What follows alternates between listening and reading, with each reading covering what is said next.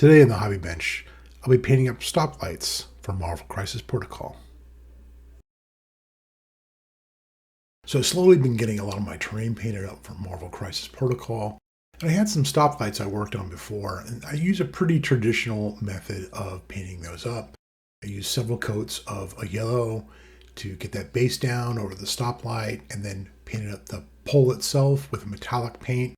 Using the display and a little bit of the sign over where the crosswalk would be, I use that just a simple gray, nothing really fancy with that. But to make that go a little bit faster, I thought about trying to use contrast paints. And so I prepped up a pole here to give it a little dry brush of white. And for most of it, I'm just going to give some metallic color. But for this, I'm just going to try using some Vallejo Xpress color to see if I can make that process just a little bit faster. Now over the main body of it, I'm just going to use traditional paint here. This is a traditional metallic color, Gunmetal Grey. It's a really nice metallic color. It's not too bright. It's just good for a base coat of metal. You can see here that that's what I've covered up most of the light posts with. Just a quick single coat, and covers really well. Carefully painted in all the parts that I wanted to have that metallic color to sort of match the other stoplight that I had. Now for the other parts I'm going to be painting up there, I'm going to be using Imperial yellow. This is again a nice color from Vallejo, and it's really enjoying using these contrast paints. They just cover very well, and you can sort of see here just thinking down just a little bit of water, and this just giving it a very basic coat. Just carefully going through it, trying not to get into the other metal sections. But if you do mess up, it's not a big deal because you can just paint that over with metallic paints.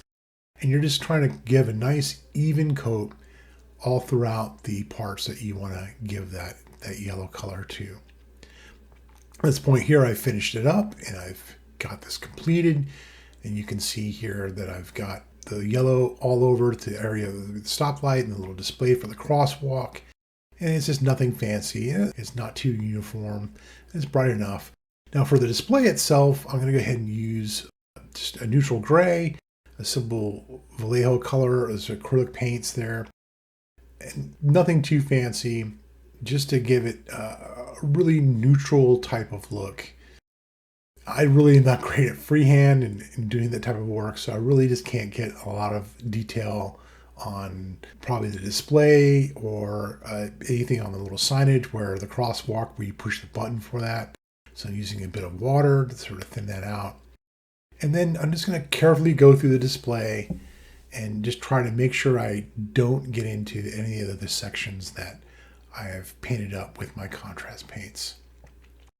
Now the philosophy I've sort of gone with a lot of this terrain now is really just to paint something that's tabletop ready and spending a lot more time really on the miniatures themselves and trying to make those look a little bit better. So for my terrain, I've used to really put a little bit more work into it, and I just sort of stopped after a while because I figured especially it's not going to be the centerpiece. This is more like some scatter terrain. But, I want to get something painted, but I just don't need to have all those really nitty-gritty details that you typically would have.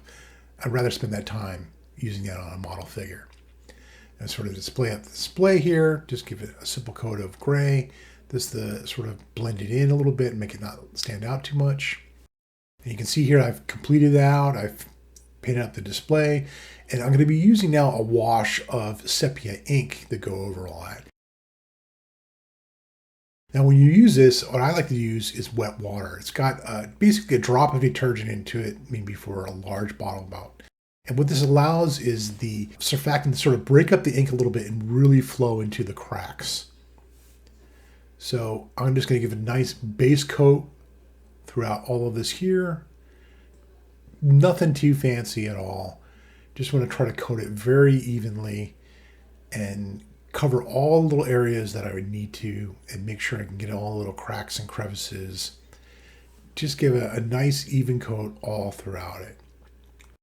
What I like about sepia ink is it's a very natural type of wash. It just really adds a layer of grime that is pretty neutral and doesn't really stand out too much.